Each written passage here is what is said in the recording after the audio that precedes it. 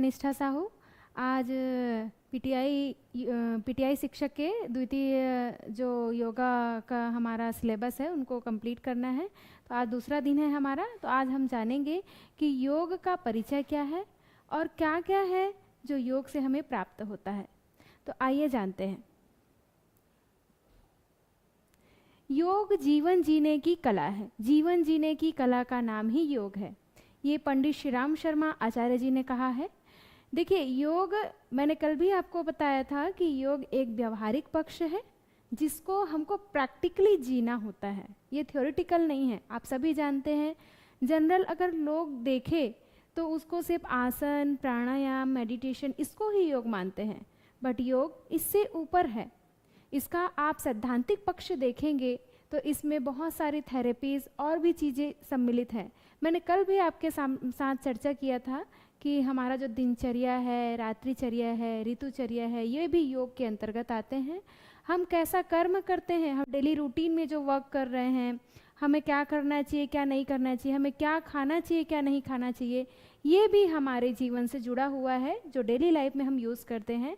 तो जीवन जीने की कला का नाम योग है। मतलब हम अपनी ज़िंदगी को, अपने जीवन को कैसे सुव्यवस्थित ढंग से जी सके, कैसे हम उसको बिल्कुल स्टेप बाय स्टेप एक फ्लो में जी सके ताकि हमारा जो लाइफ है बहुत स्मूथली चलता रहे।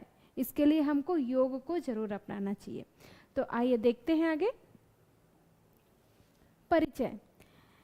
देखिए, योग जो है वो प्राचीन काल से चली आ रही एक साधना पद्धति है। बहुत ही प्राचीन है। हमने चर्चा किया था कि वेदों, मतलब जब से वेदों की उत्पत्ति हुई है तब से योग को भी कहा गया है। तो हमारे जब सृष्टि का निर्माण हुआ, ऐसा कहा जाता है कि आकाशवाणी हुई थी जिससे 4 वेदों को रचा गया था और इन 4 वेदों में योग का वर्णन मिलता है। तो यहाँ पर योग बहुत ही प्राचीन काल से चली आ रही पद्धति है। देखिए, मैंने कल भी आपको जनरल सा छोटा इंट्रोडक्शन दिया था, उसमें बताया था कि जो योग है वह हमारा जितने भी काल चले आ रहे हैं, जितने भी सदी, जितने भी युग चले आ रहे हैं, कहीं ना कहीं किसी न किसी रूप में किसी न किसी ने इसको फॉलो जरूर किया है ना। तो ये प्राचीन काल से चली आ रही साधना पद्धति है जो शारीरिक, मानसिक, सामाजिक और आध्यात्मिक स्वास्थ्य को बेहतर बनाती है।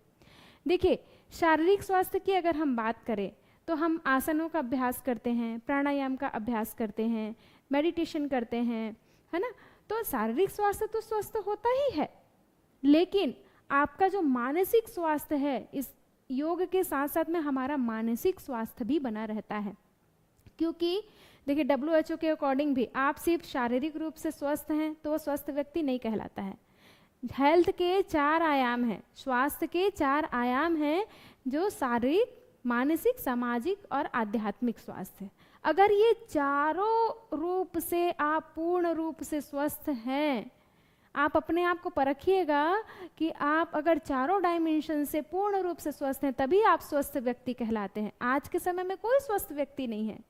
कोई अगर शारीरिक रूप से स्वस्थ है तो उसको मानसिक प्रॉब्लम होती है, और वैसा है तो समाज में कैसा उठना है, व्यवहार करना है, ये उनको दिक्कत होती है। और या तो फिर उनको आध्यात्मिक स्वास्थ्य में कहीं ना कहीं किसी न किसी रूप में यह सारी समस्याएं बढ़ती चली जा रही है। तो शारीरिक स्वास्थ्य के लिए आसन, प्राणायाम, मुद्रा, बंद, ये सब बताया गया है। इसके साथ साथ आहार की भी चर्चा की गई है। जब आप डॉक्टर के पास जाते हैं तो आपको डाइटिशियन जो होता है वो डाइट बताता है, आपको ये खाना है, ये नहीं खाना है। लेकिन योग में भी सेम चीज़ें होती है। तो आप अगर नियमित रूप से आसन, प्राणायाम का अभ्यास करें और अपनी दिनचर्या में सात्विक आहार ले, संतुलित आहार ले, तो आप पूर्ण रूप से स्वस्थ हो सकते हैं, शारीरिक रूप से स्वस्थ हो सकते हैं। दूसरा है मानसिक स्वास्थ्य। देखिए, जो मानसिक स्वास्थ्य है, मन कैसे हमारा संतुलन रहे। आज के समय में आप सभी जानते हैं कितनी सारी प्रॉब्लम क्रिएट हो रही है, लोग डिप्रेशन में चले जाते हैं। आजकल छोटे छोटे बच्चे तक इतने स्ट्रेस में होते हैं कि सुसाइड के केसेस आने शुरू हो गए हैं। अभी आप 10वीं और 12वीं का रिजल्ट देखें या कोई भी ऐसा रिजल्ट देखते हैं, कॉम्पिटिटिव एग्जाम हो सकता है, तो लोग सीधा अपने आप को ख़त्म करने पे चल जाते हैं। क्यों? क्योंकि वो मेंटली स्ट्रांग नहीं है। वो मेंटली स्ट्रांग नहीं है, वो संघर्ष करना नहीं जानता है, उसको स्ट्रगल ही नहीं करना है। तो इसके लिए हम अपने मन को कैसे मजबूत बना सकते हैं? तो योग में यम नियमों की चर्चा की गई है अष्टांग योग में, तो उससे हम मानसिक स्वास्थ्य को भी बेस्ट बना सकते हैं और खुद खुश रहेंगे और दूसरों को भी खुश रख सकते हैं। अब देखिए, आप किसी बीमार व्यक्ति के पास जाएंगे और कोई एकदम टेंशन में है, अगर टेंशन में नहीं भी है ना, तो थोड़ा भी उसको काम का प्रेशर है या कुछ है, तो वो तुरंत आप कुछ भी रिस्पॉन्स चाहते हैं तो चिड़चिड़ापन हो जाता है, बिल्कुल वो आपको एकदम चिड़चिड़ा के जवाब देगा। ये क्या है? वो एजुकेटेड है, वो पर्सन सब चीज़ों को जानता है क्या सही क्या गलत है, लेकिन अगर वो मानसिक रूप से बिल्कुल कमज़ोर है तो वो सामने वाले को भी रिस्पॉन्स नहीं कर पाता है ना। तो इसके लिए योग में भी मानसिक स्वास्थ्य को बेहतर बनाने के लिए अष्टांग योग में यम नियमों की चर्चा की गई है। इसके अलावा आता है सामाजिक स्वास्थ्य। देखिए, हम जो ह्यूमन बींग्स हैं, जितने भी हम लोग मानव हैं, हम समाज में रहते हैं, बिना समाज के हम नहीं रह सकते हैं, है ना। एक जो सिंगल व्यक्ति होता है उससे एक परिवार बनता है, परिवार से समाज बनता है, समाज से आपका राष्ट्र बनता है, फिर आपका देश बनता है ना। तो हम जब समाज में रहते हैं, हमारे आसपास का माहौल, हमारे बगल वाले मोहल्ले वाले, हमारे पड़ोसी, हमारे स्कूल कॉलेज परिवार में जितने लोग हैं, ये क्या है? समाज ही तो है। तो हम समाज में अपने आप को कैसे प्रेजेंट करते हैं?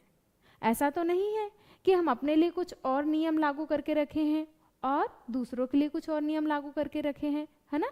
तो दूसरों के प्रति वही व्यवहार करेंगे जो हमें अपने लिए पसंद हो। ऐसा नहीं कि हमें तो बिल्कुल पसंद नहीं है भाई, ये चीज़ें मुझे बिल्कुल पसंद, लेकिन आप दूसरों के लिए वही व्यवहार कर रहे हैं, तो आप सामाजिक रूप से स्वस्थ नहीं हैं। तो इसके लिए पहले आपको क्या करना पड़ेगा? खुद के मेंटल लेवल को पहले स्टेबल करना पड़ेगा, तभी आप समाज में उन चीज़ों को बांट सकते हैं, आप तभी समाज में खुश और प्रसन्न रह सकते हैं। नहीं तो आए दिन झगड़ा लड़ाई चिड़चिड़ापन, कोई एक रिस्पॉन्स किया आपने उसको 10 गुना लौटा दिया नेगेटिव वे में। तो ये क्या है? सामाजिक स्वास्थ्य को बनाए रखने के लिए भी हमारे योग में इन चीज़ों को बताया गया है कि कैसे हम समाज में आचार आहार विहार कैसे हम रह सके, इनकी बारे में चर्चा की गई है। नेक्स्ट है आध्यात्मिक स्वास्थ्य। देखिए, आजकल जो यूथ है ना, यंग जनरेशन, वो अध्यात्म को बहुत कम मानते हैं। वो किसको मानते हैं? आजकल जो ये जो चल रहा है, भौतिक जो लाइफ स्टाइल चल रही है ना, खाना पीना जॉब करना मज़े करना, ये सब हमारे लिए मतलब इक्वल हो चुका है।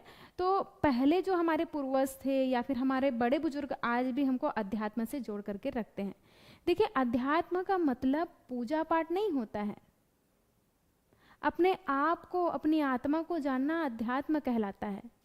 तो अध्यात्म का मतलब आपने अगरबत्ती घुमा दिया, आपने पूजा पाठ कर दिया, ये अध्यात्म नहीं है। आप अपने अंदर की स्पिरिचुअल पावर को कैसे ऊपर की ओर उठाते हैं। देखिए, आप कभी कभी महसूस करते होंगे आप फिजिकली और मेंटली बिल्कुल फिट हैं, बिल्कुल स्वस्थ हैं, लेकिन अंदर से अच्छा मत नहीं लगता, बहुत ही अनकंफर्ट फील करते हैं, या फिर ऐसा लगता है बॉडी में एनर्जी नहीं है, या कुछ नेगेटिव थॉट्स क्रिएट हो जाते हैं, इतने ज़्यादा हो जाते हैं कि आप फिजिकली फिट हैं, सब चीज़ें अच्छा है, लेकिन आप अंदर से अपने आप को बिल्कुल कमज़ोर महसूस करते हैं। तो क्या है? आध्यात्मिक जो पावर है, जो शक्ति है, उसकी कमी है। तो आध्यात्मिक स्वास्थ्य भी उतना ही, आप मेडिटेशन की बात करते हैं योग में, ये हमारी आध्यात्मिक स्वास्थ्य को बनाए रखता है। तो ये भी बहुत ज़रूरी है, क्योंकि अगर आध्यात्मिक स्वास्थ्य होगा तो हमारे अंदर हमेशा पॉजिटिव एनर्जी बनी रहेगी। अगर ये नहीं होगा तो हम नेगेटिव नेगेटिव नेगेटिव। आपने कई लोगों को देखा होगा कि बहुत ही अच्छे लेवल पे चले जाते हैं, कुछ ऐसे भी होते हैं जो अच्छे पोस्ट पे चले जाते हैं, बहुत हाईएस्ट लेवल पे चले जाते हैं, जो पॉजिटिव रहते हैं, लेकिन कई लोग ऐसे भी होते हैं जो नेगेटिव नेगेटिव, मतलब अपनी अपनी सोच है, पर्सन की सोच होती है। तो वहाँ पे आप फिर कट शुरू हो जाता है। आपने अचीवमेंट तो ले लिया, लेकिन आप उसको बैलेंस नहीं कर पा रहे। तो इसके लिए समग्र स्वास्थ्य का होना बहुत ज़रूरी है। समग्र स्वास्थ्य, हॉलिस्टिक हेल्थ, जिसमें ये चारों डायमेंशंस आते हैं, शारीरिक, मानसिक, सामाजिक एवं आध्यात्मिक। तो योग क्या करता है? आप एक मेडिसिन लेते हैं तो आपको फिजिकली फिट करता है।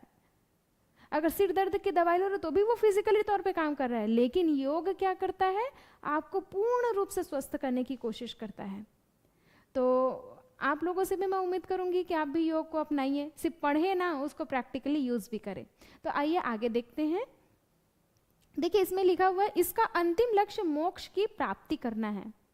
मोक्ष की प्राप्ति। अब आप बोलेंगे कि नहीं, हम मोक्ष को प्राप्त करने चले तो जॉब कौन करेगा, हम मोक्ष को प्राप्त करने चाहेंगे तो हमारी बाकी घर परिवार को कौन संभालेगा। लेकिन ऐसा नहीं है। देखिए, गृहस्थ एक तपोवन है ना। जिस इंसान के सामने ज़्यादा स्ट्रगल होता है ना, वो उतना ज़्यादा निखर करके आता है, और जिसके सामने इतना ज़्यादा ऑब्स्टिकल नहीं होते हैं, ज़्यादा प्रॉब्लम्स नहीं क्रिएट होती, वो इजीली उस रास्ते से ऊपर उठ सकता है। लेकिन जो बाधाओं का सामना करके ऊपर उठा है ना, वो किसी भी परिस्थिति में अपने आप को ढाल सकता है। उसको कहीं भी छोड़ दो, वो अपनी ज़िंदगी जी सकता है ना। तो यहाँ पे क्या है, मोक्ष की प्राप्ति करने का मतलब क्या है कि हमें पूजा पाठ और अध्यात्म ही में ही नहीं जाना है, हमें अपने आप को, अपनी आत्मा के लिए इतना ज़्यादा अच्छे कर्म करने हैं, अच्छे थॉट्स रखने हैं, अपनी ज़िंदगी को बिल्कुल ऊपर की ओर उठाना है, तब हम मोक्ष की ओर आगे जा सकते हैं। नॉर्मल ह्यूमन बींग्स इसके बारे में नहीं सोचते हैं। हमारे घर में या परिवार में या फिर हमारे जानने वाले में किसी की अगर मृत्यु होती है घर में, तो बोलते हैं उस भगवान उनकी आत्मा को शांति दे, मुक्ति दे। कैसे मुक्ति मिलेगी भाई? अगर हमने जो संस्कार गेन किया है, हमने जो भी कर्म किए हैं, जब तक वो खत्म नहीं होगा, मोक्ष तो मिलने से नहीं रहा, है ना। और हमारी लाइफ स्टाइल ऐसी है, हमारा जो बिल्कुल ऐसा बना हुआ है ना, मनुष्य बिना कर्म किए नहीं रह सकता। अब मैं बोलूं कि आपने एक पेन उठाया, पेन उठा करके आपने टेबल पे रखा, तो एक तो वो कर्म हो गया। लेकिन अगर आप कोई कर्म नहीं कर रहे, चुपचाप टेबल में बैठे हैं, कुर्सी में बैठे हैं, लेकिन आपका मन कहीं काम कर रहा है ना, मन अगर कोई विचार कर रहा है, तो वो संस्कार के रूप में वो बन जाता है। अब वो संस्कार हमको जब उसका टाइम पीरियड होता है तब उसका फल मिलता है, जिसको हम लोग प्रारब्ध भी बोलते हैं ना। मेरे किस्मत में रहा होगा, मेरे भाग्य में रहा होगा, इसलिए मैं इस चीज़ को नहीं कर पा रहा, है ना। तो कहीं ना कहीं ये चीज़ें हमारे साथ मिल करके चलती है। तो मोक्ष को प्राप्त करने के लिए हमारे जीवन को सही दिशा कैसे दे, सही राह कैसे दे, तो योग ये राह बताता है कि कैसे हमको अपनी आत्म तत्व को ऊपर की ओर उठाना है। लोग भाग दौड़ की जिंदगी में भागे हुए हैं, किसी को नहीं पता। सबको पता है मेरे अंदर आत्मा है तो मैं जिंदा हूँ। अगर आत्मा यहाँ शरीर से गई ना, बाहर निकल गई, तो हमारा खत्म सब। उसके बाद ये हम लोग जो इतना सुंदर शरीर पाए हैं, इतना हम लोग खाते पीते हैं, शरीर को स्वस्थ रखते हैं, कोई मतलब का नहीं है। अगर आत्म तत्व ही आपके शरीर में विद्यमान नहीं है तो कुछ भी नहीं है। तो उस आत्म तत्व को ऊपर उठाने के लिए मोक्ष की प्राप्ति करना चाहिए। और मोक्ष को प्राप्त करने के लिए योग में बहुत सारे ऐसे मार्ग बताए हैं, अलग अलग डायमेंशंस बताए गए हैं, है ना। तो जनरल लाइफ जो है, जनरल लोग जो है वो सोचते नहीं हैं, बस अपने फैमिली, घर परिवार तक सीमित रहते हैं। लेकिन हमको इन सब से ऊपर उठ के कहीं ना कहीं इन चीज़ को सोचना चाहिए। तो योग क्या करता है? मोक्ष को प्राप्त करने का रास्ता बताता है। नेक्स्ट है, योग शरीर, मन व भावनात्मक सामंजस्य को बनाता है। शरीर मन, है ना। योग क्या करता है? शरीर और मन और भावनात्मक सामंजस्य। देखिए, शरीर को तो वो स्वस्थ रखेगा ही, शरीर और मन एक साथ कैसे काम करें? देखिए, हमारे शरीर में इंद्रियां हैं, सेंस ऑर्गन, आँख, कान, नाक, जीभ और त्वचा, ये तो फिजिकली है। लेकिन मन को वो अपने वश में करके रखा हुआ है ना। जैसे कि हम लोग कोई चीज़ देखते हैं, जैसे हम आजकल रील्स देखते हैं, सभी बच्चे रील्स में रहते हैं, ऑलमोस्ट रहते हैं। बच्चों की बात क्या करें, सब रहते हैं। तो उसमें क्या होता है, हमको सबको पता है रील्स देखने से कोई बेनिफिट नहीं मिलने वाला है, लेकिन हमारी आँखों को वो अच्छा लगता है, उस सॉन्ग को सुन के हमारे कानों को अच्छा लगता है, तो हमारा मन कैसा करता है, उसी तरफ भागता है। तो हमारे मन को कैसे कंट्रोल करें? तो उसके लिए हमको शरीर को कंट्रोल, मतलब हमारी जो सेंस ऑर्गन है, हमारी जो इंद्रियां हैं, उसको कंट्रोल करना बहुत ज़रूरी है। तो देखिए, हमारे जो 5 सेंस ऑर्गन्स है ना, आँख, कान, नाक, जीभ और त्वचा, ये 5 सेंस ऑर्गन होते हैं जिसको आयुर्वेद में ज्ञानेंद्रिय के नाम से जाना जाता है। तो ये जो ज्ञानेंद्रियां है ना, हमारी आंखें, हमें जो चीज़ नहीं देखनी है वो चीज़ देखने की डिमांड करती है, क्योंकि आंखों को अच्छा लगता है, लेकिन मन को पता है ये हेल्थ के लिए अच्छा नहीं है। हमारी जो जीभ है, हमें पता है कि ये खाने से हमको नुकसान, जैसे आजकल फास्ट फूड बच्चे बहुत खाते हैं, चाउमीन, बर्गर, पिज़्ज़ा, लेकिन पेरेंट्स भी जानते हैं, बच्चे भी जानते हैं कि अगर हम इसको एक्सेस, मतलब बहुत ज़्यादा मात्रा में लें तो ये हमारे लिए नुकसान थी। लेकिन ललक, जीभ को वो टेस्ट चाहिए, तो हम शरीर के पीछे भाग रहे हैं, अपना मन को कंट्रोल नहीं कर पा रहे, शरीर के पीछे भाग रहे हैं। कान, सबको पता है, हम स्कूल से पढ़ते आ रहे नॉइस पोल्यूशन, है ना। तो ध्वनि प्रदूषण जो होता है, कान के पर्दे फटने का डर होता है, बहरापन हो जाता है, बहुत सारी प्रॉब्लम हो सकती है, इरिटेशन होता है, चिड़चिड़ापन आना शुरू हो जाता है। तो उसके लिए फिर हम लोग क्या करते हैं, डीजे बजेगा, कान को अच्छा लग रहा है, तो उससे क्या होगा, हमारे बॉडी में वो नेगेटिव जितने भी चीज़ें हैं वो ऊपर उठना शुरू हो जाते हैं। ये हमको पता नहीं चलता है। हमें क्या अच्छा लगता है, हमारे जो सेंस ऑर्गन है, हमारे सेंस ऑर्गन को जो अच्छा लगता है उसकी चॉइस की चीज़ें हम देना शुरू कर देते हैं। टचिंग सेंसेशन, है ना, टचिंग सेंसेशन हमें पता है, गुड टच है, बैड टच है, वो भी हमको ध्यान में रखना चाहिए।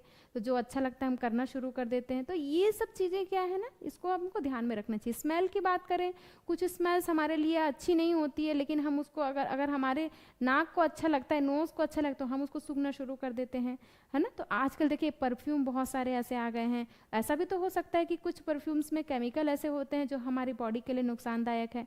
तो यहाँ पे क्या है, हमारा मन तो सही डायरेक्शन देता है, लेकिन हमारा जो शरीर है वो जिस चीज का आदी हो जाता है ना, उसके डिमांड करता है। तो योग क्या करता है, मन और शरीर को एक साथ लाने की कोशिश करता है, एक साथ सामंजस्य बैठाता है, और भावनात्मक हमारे इमोशंस को भी वो कंट्रोल करता है। इमोशंस हार्ट से क्रिएट होते हैं, है ना। तो वो क्या करता है, पूरे एक साथ मर्ज करके सही निर्देश, सही दिशा देने का काम कौन करता है, योग। तो यहाँ पर शरीर, मन और भावनात्मक सामंजस्य एक साथ होता है, जिससे हम सही डिसीजन ले सकते हैं।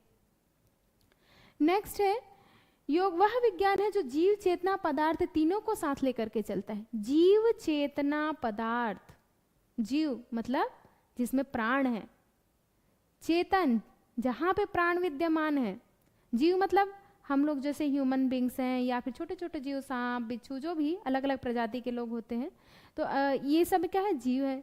चेतन जहाँ प्राण है, जहाँ जहाँ पे प्राण है, पेड़ पौधे हो सकते हैं, कोई भी ऐसा चीज हो सकता है जहाँ पे प्राण विद्यमान है, तो वो चेतन। और पदार्थ जिसको जड़ भी कहा गया है, तो इन सब को लेकर के चलता है, एक साथ मर्ज करके चलता है कौन, योग। नेक्स्ट है आपका, अतः आज के आधुनिक युग में योग विज्ञान और आध्यात्म के बीच सेतु का काम करता है। विज्ञान और आध्यात्म हम लोगों को बताया जाता था, एक होता है वैज्ञानिक अध्यात्मवाद, आप लोगों ने पहली बार शायद सुना हो, या कई लोगों ने सुना भी होगा, वैज्ञानिक अध्यात्मवाद। इसमें क्या होता है, साइंस, लोग साइंस को अलग मानते हैं और अध्यात्म को अलग मानते हैं, स्पिरिचुअलिटी को अलग मानते हैं। लेकिन योग क्या करता है, दोनों को मर्ज करके चलता है। नहीं, साइंस बोल रहा है और ये जो स्पिरिचुअल चीज़ें बोल रही है, वो एक साथ कहीं ना कहीं एक दूसरे से टकराती है। अब जैसे मैंने अभी सेंस ऑर्गन की बात कही है ना, 5 सेंस ऑर्गन की बात कही है ना, तो 5 सेंस ऑर्गन में क्या क्या चीज़ें आती है, आँख, कान, नाक, जीभ, त्वचा, है ना। तो इसमें क्या आता है,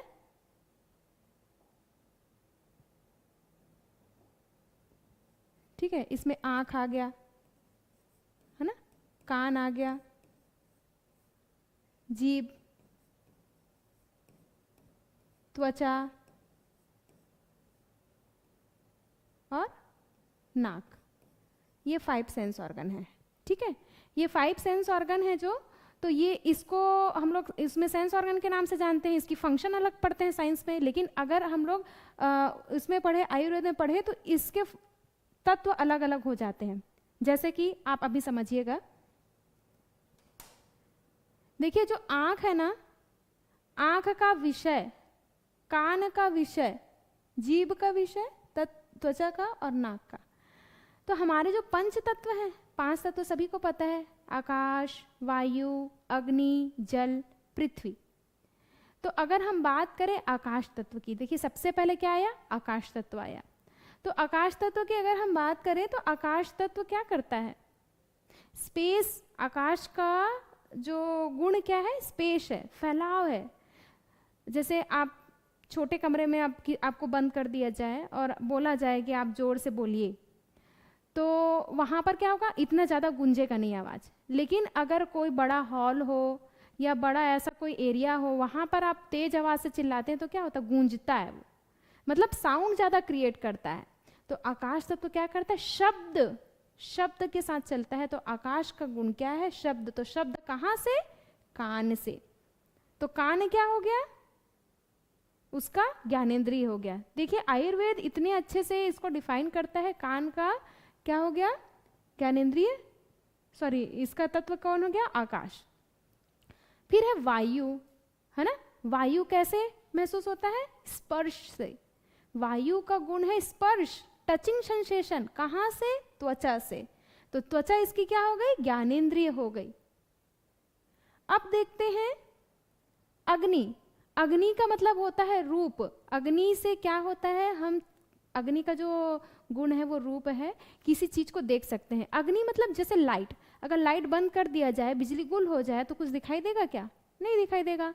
पहले के ज़माने में इतनी तो लाइटें नहीं थी, बिजली नहीं थी, तो पहले क्या करते थे, मोमबत्ती जला लेते थे, दिया जलाते थे, और वो पहले ग्लास आता था ना लैंप वाला, वो सब यूज़ करते थे। तो क्या होता था, जैसे ही रोशनी होती थी हमें किसी वस्तु का, किसी इंसान का रूप दिखाई देता है। तो रूप तो क्या हो गया, आंख का तत्व क्या हो गया, अग्नि। अब नेक्स्ट है आपका जल। जल मतलब होता है रस। जल का गुण क्या है, रस। और रस कहाँ से लेते हैं, हम जीभ से लेते हैं। तो जीवा जो हो गई वो क्या हो गया, ज्ञानेंद्रिय हो गया। जीवा ज्ञानेंद्रिय हो गया हमारे जल तत्व का। और लास्ट में आता है पृथ्वी तत्व। तो पृथ्वी क्या करती है, गंध उत्पन्न करती है, खुशबू उत्पन्न करती है, जो हम नाक से लेते हैं। तो इस तरीके से आयुर्वेद ने भी इसको लेकर के चला है, और साइंस ने भी तो लिया ही है ना। तो यहाँ पर क्या है कि अध्यात्म और विज्ञान के बीच सेतु का काम करता है। आइए नेक्स्ट देखते हैं। अब है योग के प्रकार। आप लोगों को बहुत सारे ऐसे कॉम्पिटिटिव एग्जाम में या कहीं में वाइवा में ऐसे तो आपको पूछा जाता होगा योग के कितने प्रकार होते हैं, है ना। तो देखिए योग के प्रकार आपके सामने हैं अलग अलग। अब देखिए यहाँ पे योग के प्रकार क्यों बताए गए हैं। सबका टारगेट एक ही है, सबका टारगेट एक ही है, मोक्ष। सभी का टारगेट क्या है, मोक्ष। तो मोक्ष सभी का टारगेट है, सबको वहीं तक जाना है, लेकिन जाने का तरीका अलग अलग है। जाने का तरीका अलग अलग है। जैसे मान लीजिए आपको यहाँ से दिल्ली जाना है, जहाँ भी आप प्रेजेंट है वहाँ से आपको दिल्ली जाना है। तो दिल्ली जाने के लिए कौन कौन से रास्ते हो सकते हैं, फ्लाइट से जा सकते हैं, ट्रेन से जा सकते हैं, बस से जा सकते हैं, बाई रोड कार से, बाइक से जा सकते हैं, बाईसाइकिल से जा सकते हैं। तो अलग अलग जाना एक ही जगह है, जाना एक ही जगह है, लेकिन आपने साधन का, ट्रांसपोर्ट का यूज अलग अलग तरीके से किया है। तो ऐसे ही योग के प्रकार जितने बताए गए हैं, सबका लक्ष्य एक ही है, मोक्ष, लेकिन जाने का जो तरीका है वो अलग अलग है। तो आइए हम इसको डिफाइन करते हैं कि क्या है, इसको एक एक करके जानते हैं। देखिए पहला है राजयोग। पहला है राजयोग। राजयोग मतलब योग का राजा जिसे कहा जाता है, वो राजयोग कहलाता है। ये जितने भी प्रकार के योग है ना, जैसे हठ योग है, क्रिया योग है, तो इस सब में क्या बताया गया है, बिगनर लेवल से स्टार्ट करते हैं। पहले शरीर को साधते हैं, फिर मन को कंट्रोल करते हैं। अगर आपको कोई चीज प्रैक्टिस करनी है तो आप क्या करते हैं, पहले जो आंखों से दिखाई दे रहा है, प्रत्यक्ष रूप से जो दिखाई दे रहा है फिजिकली, उसको कंट्रोल करेंगे ना। अब मन तो सूक्ष्म है, दिखाई तो देता नहीं है, ऐसे भी बहुत सारे थॉट्स आते हैं। तो शरीर को कंट्रोल करना पड़ता है, लेकिन राजयोग वो क्या करता है, राजयोग डायरेक्ट मन को वश में करता है, मन को नियंत्रित करता है। उसमें ऐसे टेक्निक्स बताई गई हैं जो डायरेक्ट मन पे काम करती है, ठीक है। तो या राजयोग मतलब योग का राजा, जिसको राजयोग कहा गया है। और राजयोग के बारे में बहुत सारे हमारे योगियों ने भी चर्चा की है, स्वामी विवेकानंद जी ने भी चर्चा की है। और राजयोग का जो मेन सर्वश्रेष्ठ ग्रंथ पतंजलि योग सूत्र को बताया गया है। राजयोग का सबसे अच्छा जो ग्रंथ है या सबसे अच्छी जो आपको सोर्सेज मिलेंगी, बुक्स हैं, वो क्या है, पतंजलि योग दर्शन के नाम से जाना जाता है ना। तो राजयोग में साधक को 3 कैटेगरी में बांटा है। राजयोग में साधक को 3 कैटेगरी में बांटा था। तो इसमें क्या बोला गया है कि उत्तम श्रेणी, मध्यम श्रेणी और अधम श्रेणी। अब आप सभी जानते हैं उत्तम, मध्यम और अधम। अधम मतलब होता है निम्न, अब जैसे हम लोग डिवाइडेशन करते हैं, है ना, A category, B category, C category, या फिर आपने देखा होगा रिजल्ट में ग्रेड्स देते हैं ना, ए बी सी ऐसा देते हैं। तो यहाँ पे क्या होता है, जो बहुत बेस्ट किया होता है उसको ए ग्रेड देते हैं, जो थोड़ा नॉर्मल एवरेज में चलता है उसको बी ग्रेड देते हैं, और जो थोड़ा लोएस्ट है उसको सी ग्रेड दिया जाता है। तो ऐसे ही राजयोग में साधकों को 3 कैटेगरी में बांटा गया था, उत्तम, मध्यम और अधम। अधम को निम्न श्रेणी के अंतर्गत भी लिया गया है। देखिए उत्तम श्रेणी के साधक कौन होते हैं, जैसे पूर्व जन्म में कोई योगाभ्यास किया हो, पूर्व जन्म में और भी ऐसे कर्म किए हों जो अगले जन्म में आकर के उनको थोड़ा ही प्रैक्टिस करना है और मोक्ष को प्राप्त कर ले। तो राजयोग में पहले जो स्टेज है उसके लिए अभ्यास वैराग बताया गया था। फिर उसके बाद में आपके मध्यम श्रेणी है, तो मध्यम श्रेणी में क्रिया योग का अभ्यास बताया गया है। और जो अधम श्रेणी है, जिसने कभी भी योगाभ्यास नहीं किया है, उनको स्टार्टिंग से ही योगाभ्यास करना चाहिए, स्टार्टिंग से ही चीज़ों को सीखना चाहिए, उनके लिए अष्टांग योग बताया गया है। अष्टांग योग के बारे में मैं चर्चा करूंगी नेक्स्ट क्लास में। बहुत इंटरेस्टिंग है, बहुत ही अच्छी चीज़ है और प्रैक्टिकली है, उसको सीखना जानना चाहिए। नेक्स्ट है कर्मयोग, है ना। अब कर्मयोग की बात करें, सभी जानते हैं कर्म फल सिद्धांत से कोई नहीं बचा है। देखिए भगवान कृष्ण ने भी कहा है दूसरे अध्याय के 47, है ना, 47 नंबर के श्लोक में कहा है, कर्मण्येवाधिकारस्ते माँ फलेषु कदाचन माँ कर्म फल हेतुर्भुर्मा ते संगोत्व कर्मणि। तो क्या कहा गया है कि हे धनंजय, हे अर्जुन, तेरा कर्म करने में अधिकार है, फल की चिंता में नहीं है। तो हमें भी क्या है, भगवान कृष्ण ने उसमें पूरा गीता में सार लिख दिया है, जीवन का सार लिखा है ना। तो हमारा कैसा होना चाहिए, कर्म करने में ही हमारा अधिकार होना चाहिए, फल की चिंता नहीं। लेकिन हम क्या करते हैं, कर्म तो करते हैं लेकिन उसके फल में हमारी आसक्ति होती है, उसकी चाह रखते हैं, हम फल की चाह रखते हैं, है ना। तो देखिए कर्मयोग की अगर हम बात करें तो कर्म योग में हमको क्या करना है, अच्छे और बुरे कर्म को जानना है। अलग अलग ग्रंथों में, जैसे वैदिक ग्रंथ हैं, है ना, तो उसमें वैदिक ग्रंथ में अलग टाइप बताए हैं, उपनिषदों में अलग अलग टाइप बताए हैं, महर्षि पतंजलि ने अलग बताए हैं, भगवत गीता में अलग बताया गया है।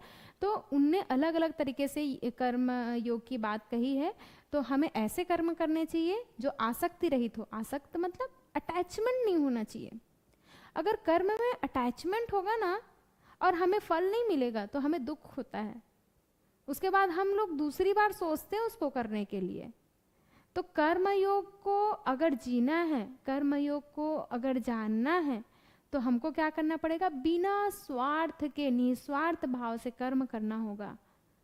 अब दूसरी चीज देखिए, हम मोक्ष की बात करते हैं योग में। अगर हम कर्मयोग में बंधे रहेंगे, मतलब कर्मों से आसक्त रहेंगे, तो वो हमारा संस्कार बन जाएगा। जैसे संस्कार, कर्मफल सिद्धांत उसी का है, संस्कार का ही है। जैसे एक चोर चोरी करता है तो वो क्या करता है, सामान को उठाया और उठा करके वो चोरी करके ले गया, ये तो फिजिकली हो गया। लेकिन अगर मन में भी कोई विचार उत्पन्न हो रहे हैं, चाहे अच्छे विचार हों चाहे बुरे विचार हों, वो भी संस्कार बन जाते हैं। और वो संस्कार का फल जब तक हमको नहीं मिलता है, हम कभी भी मोक्ष की ओर आगे नहीं बढ़ सकते हैं। सोचिए, हम दिन भर में कितने करोड़ों लाखों थॉट्स हमारे मन में आते हैं, लाखों करोड़ों की संख्या में होते हैं, जो हमें पता भी नहीं होता है कि सो के उठते हैं वहां से लेकर के रात तक कितने विचार हमारे मन में आ गए हैं। उन विचारों के संस्कार बनते चले जाते हैं। तो सोचिए, हमें काटने के लिए उस विचारों का जो संस्कार है उसको भोगने के लिए कितने जन्म लग जाएंगे। तो हम तो ऐसे ही जिंदगी भर, चलो इस जन्म में तो है ही, अगले जन्म में भी ऐसे ही जीते रहें तो दुख ही तो मिलेगा ना, सुख कहाँ मिलेगा। तो इन चीजों को काटने के लिए कर्मयोग बताया गया है ना। तो अलग अलग कर्म, संचित, प्रारब्ध, क्रियमाण, है ना। संचित कर्म जो इकट्ठे हुए रहते हैं पूर्व जन्म के या इस जन्म के, हम जो भी बचपन से लेकर आज तक करते हैं वो भी तो कई कर्म हुए होंगे, उसको इकट्ठे रखना, है ना। और फिर क्रियमाण होता है जो प्रेजेंट टाइम में हम वर्क कर रहे हैं, जैसे मैं अभी टीच कर रही हूँ, या आप सुन रहे हैं, या पढ़ रहे हैं, या कोई भी काम कर रहे हैं, आप खाना खा रहे हैं, आप आ रहे हैं, आप जा रहे हैं, कुछ भी कर रहे हैं, क्रियमाण। और प्रारब्ध, हम लोग बोलते हैं ना कि पूर्व जन्म के कोई संस्कार है जिसको हम भोग रहे हैं, मतलब जो फल मिल रहा है उसको प्रारब्ध बोला जाता है। ऐसे ही पाप पुण्य कर्म भी होता है, महर्षि पतंजलि ने बताया है कृष्ण शुक्ल करके, तो पाप पुण्य कर्म भी होता है। तो हमें डिसाइड करना है कि क्या सही है क्या गलत है, हमें क्या करना चाहिए क्या नहीं करना चाहिए, हमें कर्म में अटैचमेंट रखना चाहिए या नहीं रखना चाहिए। नहीं तो कर्म फल सिद्धांत से कोई नहीं बच सका है। आप सभी जानते हैं भगवान राम भी आए थे ना, भगवान राम भी आए थे मनुष्य के रूप में, तो मनुष्य बिना कर्म किए रहता नहीं है, तो उनको भी उनका फल भोगना पड़ा था, है ना। तो भगवान राम ने क्या करा था, बाली को छिप के मारा था। तो ऐसा कहा जाता है कि जब वो कृष्ण के अवतार में आए तो अंतिम समय में जब कृष्ण के अवतार में थे तो वही जो बाली है शिकारी के रूप में आया और उसको कोई भी जीव समझ करके बाण चलाया, लेकिन बाद में पता चला कि वो भगवान कृष्ण के पैर में लगा था बाण, जिससे उनका शरीर का त्याग करना पड़ा, है ना। तो यहाँ पे क्या है कि भगवान भी कर्मों से नहीं बचे। भीष्म पितामह को आप सभी जानते हैं, गंगा पुत्र भीष्म पितामह, है ना। तो ये जो भीष्म पितामह जी हैं, जो ऐसा बोला जाता है कि पूर्व जन्म में इनने राजकुमार थे, इनने भी क्या किया था कि शिकार करने गए और वहाँ पे किसी जीव को उसने बाण मारा, देखा कि सांप है, उठा के फेंक दिया झाड़ियों में, तो फिर उनके शरीर में पूरे कांटे कांटे चुभ गए और वो सांप तड़प तड़प के मरा, तो है ना। तो भीष्म पितामह जी का भी ऐसा आता है कि शेष शैया पे पड़े हुए थे वो, है ना। तो ऐसे बहुत सारे एग्जाम्पल हैं हमारे सामने में, जितने भी महापुरुष हुए हैं जिनको मोक्ष प्राप्ति हुई है वो कहीं ना कहीं अपने कर्मों की चर्चा किया है, और कर्म फल सिद्धांत से कोई नहीं बच सकता। तो कर्मयोग के माध्यम से भी योग को मोक्ष को प्राप्त किया जा सकता है। नेक्स्ट है ध्यान योग। देखिए उपनिषदों में बहुत सारे जगह पे जो हठ योगिक ग्रंथ हैं और भी जगह है वहाँ पे ध्यान योग की चर्चा की गई है। तो ध्यान, अलग अलग प्रकार के ध्यान के माध्यम से हम लोग ध्यान योग की ओर बढ़ते हैं। उसमें मेडिटेशन वाला सेशन होता है। आजकल तो बहुत सारे ध्यान आ गए हैं, लेकिन किसका ध्यान करना, ब्रह्म का ध्यान करना। अब देखिए ब्रह्म क्या है, हमारे सनातन संस्कृति में ब्रह्मा जी और ब्रह्म अलग अलग बताए गए हैं। आप अगर वेदांत दर्शन देखें खोल के तो उसमें ईश्वर और ब्रह्म को अलग बताया गया है ना।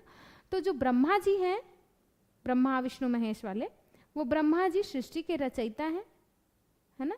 लेकिन जो ब्रह्म है वो उनका कोई शरीर नहीं है। आपने ब्रह्मा जी को देखा होगा, टीवी सीरियल में दिखाते थे ना, 4 मुख हैं और थोड़े वृद्धावस्था में हैं, कमल पे विराजमान हैं, वो ऐसा काम करते, उनके इतने हाथ पैर हैं, ये दिखाया जाता है। लेकिन जो परब्रह्म है, जो ब्रह्म है, वो क्या है, एक से पावर है, एक स्पिरिचुअल पावर है जिसके कोई हाथ पैर नहीं है, जिसे देखा नहीं जा सकता, सिर्फ महसूस किया जा सकता है।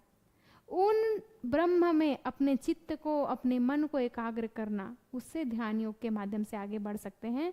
तो ब्रह्म को जानना इतना आसान नहीं है, इसके बहुत सारी स्टोरीज भी है। कठोपनिषद में, यमनचिकेता संवाद में भी इसका वर्णन किया गया है कि ब्रह्म क्या है, वह पावर है, वह चेतना है, ऐसी चेतना है जिसको देखा नहीं जा सकता, जो किसी कर्म से नहीं बंधा हुआ है, वो ब्रह्म कहलाता है। नेक्स्ट है हठ योग। बहुत इंटरेस्टिंग टॉपिक है हठ योग। हम आज जो योगाभ्यास करते हैं, प्राणायाम आसनों का अभ्यास करते हैं, वो हठ योग का पार्ट है। देखिए हठ योग तंत्र योग का भाग रहा है, और तंत्र योग का जब थोड़ा मिसयूज होने शुरू हो गया मध्यकाल में, तो हठ योग को सामने लाया गया और तंत्र वाले भाग को उनने अलग कर दिया।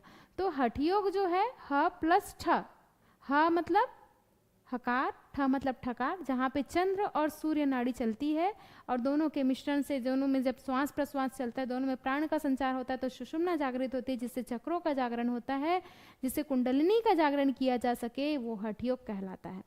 लोग जनरली सोचते हैं हठ मतलब जिद, हठ मतलब जिद नहीं होता है, यहाँ पर अलग अलग तरीके से बताया है। ह प्लस ठ, देखिए ह और ठ। ह मतलब हकार, इसी को सूर्य नाड़ी कहा गया है। ठ मतलब ठकार, इसे चंद्र नाड़ी कहा गया है। ठीक है, अब हमारे शरीर में सूर्य नाड़ी और चंद्र नाड़ी क्या है, हम लोग रोज सांस लेते हैं, छोड़ते हैं, चीजों को करते हैं, लेकिन हमें खुद को पता नहीं होता है कि हम कौन से नोस्ट्रल से सांस ले रहे हैं, कैसे छोड़ रहे हैं। तो देखिए ये जो सूर्य नाड़ी है ना, हमारा जो राइट नोस्ट्रल है, दायां नाक जो है, दाई नासिका है, उसको सूर्य नाड़ी बोला जाता है, और लेफ्ट वाला मतलब बायां आपका चंद्र नाड़ी है।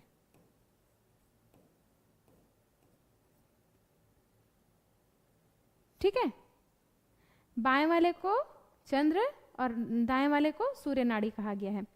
अब देखिए इसमें क्या होता है, हम जब सांस लेते हैं ना तो हमारा इक्विनोस्ट्रियल फोर्स के साथ चलता है। आप कभी चेक करिएगा, अगर अभी आप चेक करेंगे तो आपका कोई एक नोस्ट्रल आपका चलता रहेगा बहुत फोर्स के साथ में, दूसरा वाला उतना मतलब स्लो चलता है। लेकिन हकारा कीर्तिता सूर्य ठकारा चंद्र उच्चते कहा गया है। देखिए यहाँ पर जो सूर्य नाड़ी है राइट नोस्ट्रल और लेफ्ट नोस्ट्रल, चंद्र नाड़ी को लेफ्ट कहा गया है। तो दोनों में एक साथ जब प्राण का प्रवाह होता है तो हमारी जो सुषुम्ना नाड़ी है जो सूक्ष्म शरीर में विराजमान है उसमें जब प्राण का प्रवाह होता है और चक्र और कुंडलनी का जागरण होता है तो उसे हठ योग कहा गया है। इसी हठ योग में मूल ग्रंथ अगर देखा जाए प्रेजेंट टाइम में तो वैसे तो हठ योग के 8 ग्रंथ नेट के सिलेबस में भी है और इसके अलावा और भी ग्रंथ बताए गए हैं। लेकिन इसके जो मूल ग्रंथ की बात करूं, अभी जो हम लोग प्रेजेंट में पढ़ते हैं, चाहे आप लोग पीजी डिप्लोमा योग में पढ़ते हैं या बेसिक लेवल में जो पढ़ते हैं, तो उसमें हठ प्रदीपिका और एक घेरण संहिता, हठ प्रदीपिका और घेरण संहिता की बात करते हैं। तो जो हठ प्रदीपिका है वो थोड़ा पुराना है घेरण संहिता से, और घेरण संहिता 17वीं शताब्दी का है। ठीक है, तो हठ योग का जो ग्रंथ है ना उसमें क्या है, हठ प्रदीपिका और दूसरा है घेरंड संहिता।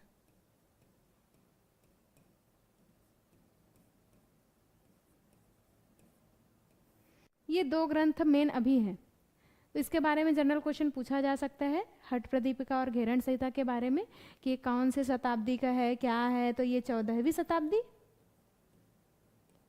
और ये 17वीं शताब्दी। ठीक है, ये 14वीं शताब्दी और ये 17वीं शताब्दी का ग्रंथ है। हठ प्रदीपिका में चतुरंग योग है, चतुरंग योग, सॉरी,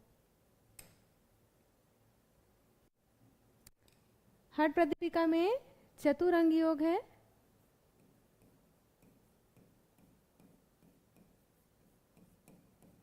और घेरण संहिता में सप्तांग योग है।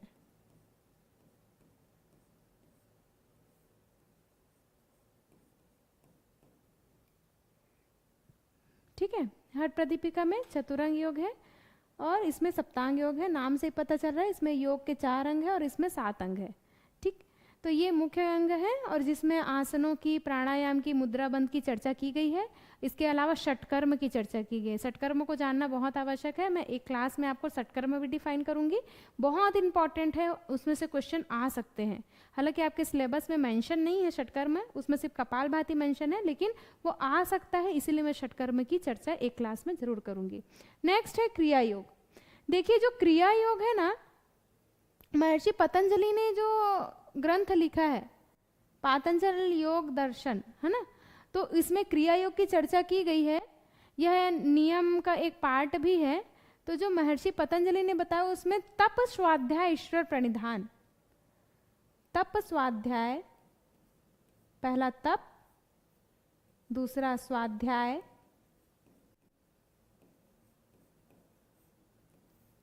और तीसरा है ईश्वर प्रणिधान।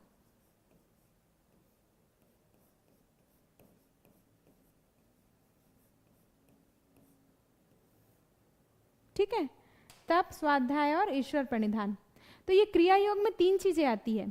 तप मतलब अपने जीवन को तपाना, अपने जीवन को तपाना, कष्टों को सहना, भूख प्यास, जो भी आपके जीवन में कष्ट आए, गर्मी सर्दी बरसात, हम लोग तो क्या करते हैं, हम लोग तो वहाँ पे शिकायत करना शुरू कर देते हैं, अरे बहुत गर्मी है भाई, गर्मी दिन क्यों आता है, बहुत ज़्यादा भूख लगी तो एग्रेसिव हो जाते हैं, है ना, प्यास लगी तो हम बहुत ही डिसबैलेंस हो जाते हैं।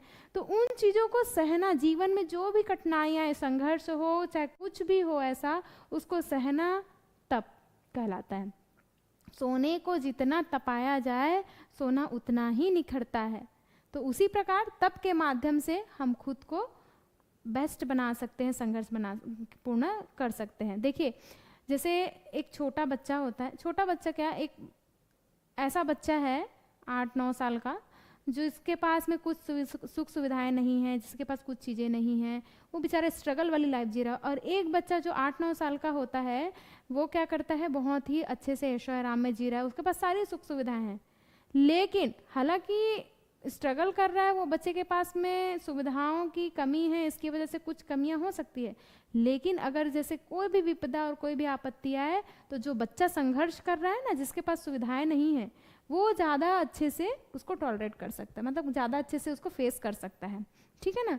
तो यहाँ पे क्या है, तप, अपने आप को तपाना, जीवन के संघर्षों को सहना। स्वाध्याय, स्वयं का अध्ययन स्वाध्याय कहलाता है। स्वयं का अध्ययन, स्वयं को पढ़ना। कैसे? आप लोग कभी कभी फील किए होंगे कि आप कोई भी मोटिवेशनल बुक पढ़ते हैं, है ना, या कोई भी ऐसा वीडियो सुनते हैं या कुछ ऐसा देखते हैं, तो अपने आप को आंकना, अपने आप को सोचना शुरू कर देते हैं, थोड़े समय के लिए ही, लेकिन करते हैं, है ना।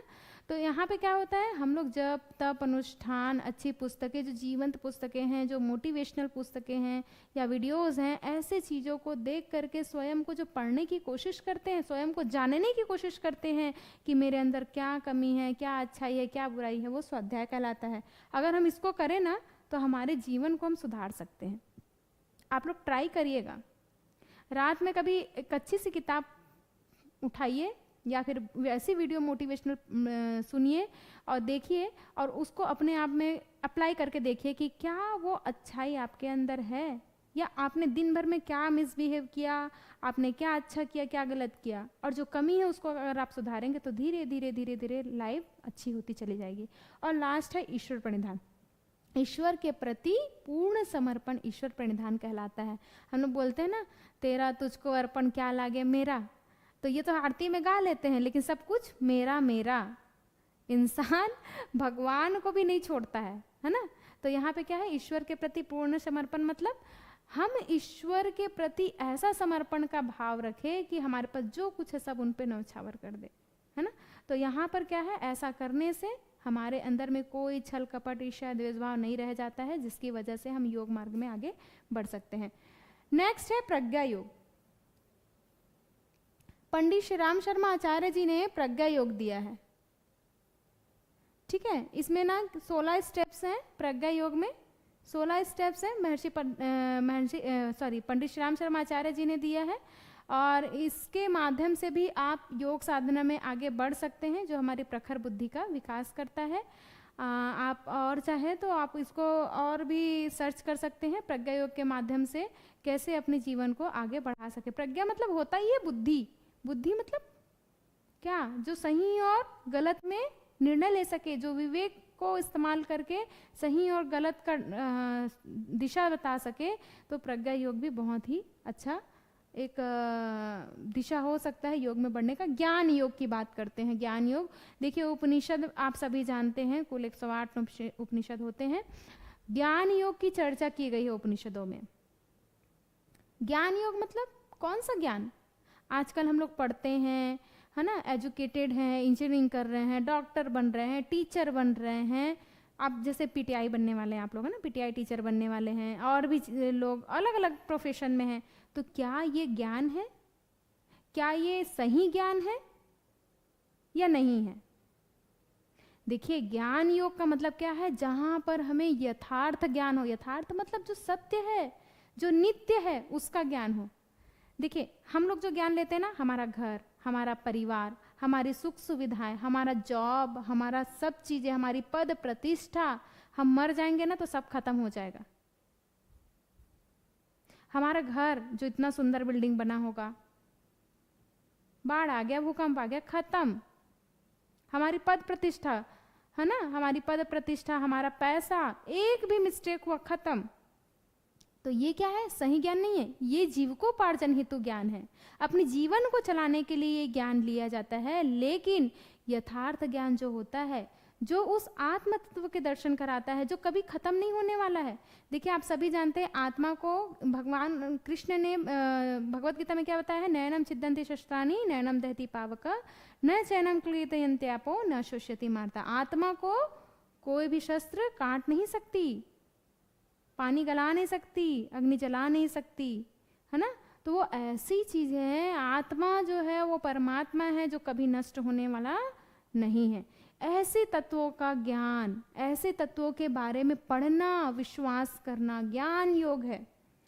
देखिए जितने भी उपनिषद हैं उसमें गुरु शिष्य परंपरा है। एक क्वेश्चन करते हैं और एक गुरु होते हैं जो उनका आंसर देते हैं। तो उसमें ज्ञान योग की चर्चा की गई है। तो उसमें बताया जाता है कि ब्रह्म क्या है, ईश्वर क्या है, कैसे उनको प्राप्त किया जा सकता है ना, जीवन कैसे जिया सकता है पृथ्वी लोक में, ये सब चीज़ों की उसमें चर्चा की गई है। हमारे शरीर में प्राण कैसे चलते हैं, हम जब सोते हैं तो कौन जागता है, कौन हमारी रखवाली कर रहा है, क्योंकि हम सो जाते तो हमें होश नहीं रहता है कि हम सुबह उठने वाले हैं कि नहीं। तो इन सब चीज़ों का ज्ञान जो है, उस परम परमात्मा का जो ज्ञान है, उसको उसके माध्यम से जब हम लोग आगे बढ़ते तो ज्ञान योग के अंतर्गत आता है। नेक्स्ट है भक्ति योग। भक्ति योग सबसे इजी है, सबसे इजी मार्ग है भक्ति योग। क्यों? क्योंकि जो भक्ति है वो हृदय से उत्पन्न होता है और हम ह्यूमन बींग्स के अंदर में ये भगवान एक गिफ्ट दिया है। इमोशंस जो भावनाएं हैं वो हमको गिफ्ट के रूप में दिया है ना। तो भक्ति योग मतलब आप जिन भी इष्ट को मानते हैं, जिन भी देवी देवता को मानते हैं, उनके प्रति आप कैसा प्रेम भाव रखते हैं। एक भक्त को प्रेमी का दर्जा दिया गया है। एक प्रेमी होता है ना कि हाँ वो अपने जिनसे भी प्रेम भाव रखता है उसको हमेशा देने का, उसको करने का, मतलब उसको जो भी चीज़ें चाहिए होता है, मतलब हमेशा समर्पण के भाव से उनकी चीज़ों को पूर्ण करता है वो। वैसे ही एक भक्त होता है जो भगवान के लिए होता है। आप किसी को भी मान सकते हो, कोई भी धर्म के हो सकते हैं, कोई भी जाति के हो सकते हैं, कोई भी इष्ट देव हो सकते हैं। आपका एक लक्ष्य होना चाहिए, उनके प्रति समर्पण होने। अब एग्जाम्पल में देखा जाए तो मीराबाई है ना, तो मीराबाई कीर्तन भक्ति करती थी और मीराबाई गली गली भगवान के गुण गाती थी। आप सभी को स्टोरी पता भी होगा कि उनको जहर का प्याला पिला दिया गया, लेकिन वो भगवान ने उनकी रक्षा कर ली। भक्त प्रहलाद स्मरण भक्ति करते थे, हमेशा श्री हरि कहते थे, लेकिन उनको कहाँ से, पहाड़ से फेंक दिया। आप हर साल होली मनाते हैं ना, होलिका दहन करते हैं, क्यों करते हैं? उन्हीं की याद में करते हैं ना। तो उनको आग में जला दिया गया, लेकिन उनको कुछ भी नहीं हुआ। क्यों? भगवान स्वयं उनकी रक्षा करते हैं, है ना।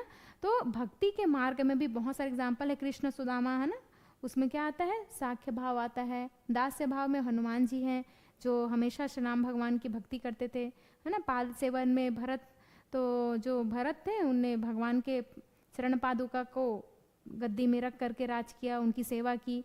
तो माता पार्वती को भी माना जाता है। आजकल महिलाएं तीज त्योहार बहुत मनाई हुई है अभी, है ना। तो उसमें भी माता पार्वती को याद करके हम सभी ने भगवान शिव की आराधना की। तो उनने भी क्या किया था? अर्चना करके, भगवान की वंदन करके, भगवान का अर्चना करके, पूरी विधि विधान से जो पूजा किया। तो कहीं ना कहीं भक्ति योग के माध्यम से हम मोक्ष की ओर आगे बढ़ सकते हैं। नेक्स्ट है मंत्र योग। देखिए जो मंत्र योग है ना, उसमें मंत्र के बारे में चर्चा की गई है। अब मंत्र कैसे? मंत्र बहुत सारे प्रकार के होते हैं। लाभ हानि कैसा होना चाहिए, हमारा मंत्र का सिलेक्शन क्या होना चाहिए। तो मंत्र योग भी बहुत इंपॉर्टेंट है, ठीक है। तो मंत्र, इसमें विभिन्न प्रकार के मंत्र बताए गए हैं। अलग अलग भेद होते हैं मंत्र के भी, है ना। साबर डाबर मंत्र होता है, स्त्री पुल्लिंग और नपुंसक मंत्र भी होता है। तो अलग अलग जगह अलग अलग मंत्रों का यूज़ किया गया है। किसी को लाभ, किसी को हानि, किसी को मोक्ष प्राप्ति, किसी को कुछ, किसी को कुछ, ठीक है। तो मंत्रों का भी उच्चारण करके हम मोक्ष की ओर आगे बढ़ सकते हैं। लय योग, है ना। लय योग देखिए, लय के 1.25 करोड़ प्रकार बताए गए हैं, जिसमें हम लोग क्या करते हैं, जिसमें नाद योग उसमें आता है, जिसमें हम ध्वनि सुनते हैं कान से। ऐसा बताया गया है हठ प्रदीपिका में कि हमको दाहिना जो कान है वहाँ से उस ध्वनि को सुनना है ना। तो हमको इतने शून्य में लीन हो जाना है कि जो ध्वनि हमारे आसपास नहीं भी चल रही है वो हमको सुनाई पड़ जाना। जैसे आपको कभी कभी फील किया होगा, आपका मोबाइल जो है वो वाइब्रेट कर रहा है ना। तो मोबाइल जब वाइब्रेट करता होता है तो हमारी आदत पड़ जाती है, धूम बजना शुरू हो जाता है वो, या फिर कभी आपका टोन बजना शुरू हो जाता है। तो अगर मोबाइल नहीं भी बज रहा होता है ना, तो आपको कभी कभी लगता है मेरा मोबाइल बज रहा है क्या, मेरा मोबाइल बज रहा है क्या, ऐसा फील होता है। लेकिन ऐसा होता नहीं है, हमारे कान को उसकी आदत हो चुकी होती है। तो देखिए जो नाद योग है वो ऐसा, जो लय योग के अंतर ही आता है नाद योग। तो नाद योग ऐसा है जो प्राइमरी स्टेज है, जिसको नादानुसंधान के नाम से भी जानते हैं, हठ योग में चर्चा भी है इसकी। तो उसको लेकर के अगर हम चले तो किसी भी ध्वनि को जो हमारे आसपास भी नहीं सुनाई देती है, जो शून्य आकाश में लीन है, ऐसे भी ध्वनि को हम जब सुनते हैं एकाग्रचित्त होकर, तो लय योग के माध्यम से भी आप आगे बढ़ सकते हैं। देखिए नाद योग की भी चर्चा की गई है, नाद की ध्वनि को सुन करके भी हम उसको पा सकते हैं, है ना। तो यहाँ पर देखिए ये विभिन्न प्रकार के योग की हमने चर्चा की है, और इसके साथ साथ में और भी आपको कई टाइप्स मिलेंगे। आधुनिक युग में तो बहुत सारे टाइप्स हैं, जैसे वो तो चलो आसन है, प्राणायाम है, उसको लेकर के चलता है कि हमको कैसे कैसे आसन करने चाहिए, वेट लॉस का अलग होता है ऐसा। लेकिन अगर परंपरा के उसमें देखा जाए, है ना, ट्रेडिशन के उसमें देखा जाए, तो ये जितने भी प्रकार आपके सामने दिख रहे हैं ये योग के टाइप्स हैं। अगर आपके क्वेश्चन में आता है तो आप ज़रूर इसको देख लीजिए, हो सकता है क्वेश्चन आज आ जाए, है ना। तो कौन कौन से टाइप्स होते हैं, किस किस में क्या क्या चीज़ें बताई गई हैं, उसको आप देख सकते हैं, ठीक है। अब देखते हैं योग का अर्थ क्या है, ठीक है। योग का अर्थ हम बेसिक देखते हैं, योग की उत्पत्ति कैसे हुई है। देखिए संस्कृत भाषा के युज धातु से हुई है, संस्कृत भाषा के युज धातु से योग की उत्पत्ति मानी जाती है, और जिसका अर्थ होता है सम्मिलित होना या एक होना। आज हम इसी को डिफाइन करते हैं, है ना। देखिए योग, मैंने कल भी आपसे डिस्कशन किया था कि योग क्या है। योग जो है किसी चीज को मिलाना, दो तत्वों का मिलन योग है। तो यहाँ पे क्या है, एकीकरण, है ना, सम्मिलित होना, एक होना। एकीकरण अर्थात आत्मा से परमात्मा का मिलन योग, है ना। आत्मा और परमात्मा, हमारे अंदर में जो आत्म तत्व है उसको परमात्मा तत्व के साथ मिलाना योग कहलाता है ना। अब देखिए आप सभी जानते हैं कि आत्मा क्या है, एक सीमित दायरे में है, हमारे शरीर में विद्यमान है, एक संस्कारों से बंधा हुआ है। लेकिन परमात्मा कैसा है, बहुत विराट रूप में है, उन्हीं के अंश है, इतने सारे जगह जगह सब आत्माएं बटी हुई है ना। तो यहाँ पे क्या है, जीवात्मा का सामर्थ्य सीमित है, आत्मा को ही जीवात्मा कहा गया है। क्यों? आत्मा तो शुद्ध चैतन्य रूप में रहती है, लेकिन जीवात्मा क्या होती है, जब वो संस्कारों में और अविद्या से जुड़ जाता है तो वो जीवात्मा कहलाता है, ठीक है। तो देखिए जो जीवात्मा है उसका सामर्थ्य कितना है, सीमित है, हम एक लिमिटेशन तक काम कर सकते हैं। लेकिन परमात्मा असीम है, अपार है, जिसको नापा नहीं जा सकता है। तो उसमें विलीन करना, एक लघु तो दूसरा विभु, एक छोटा सा पार्ट है लेकिन एक विभु बहुत विराट रूप में है, बहुत ब्रॉड है। एक सरोवर तो दूसरा चेतना शक्ति का महासागर है।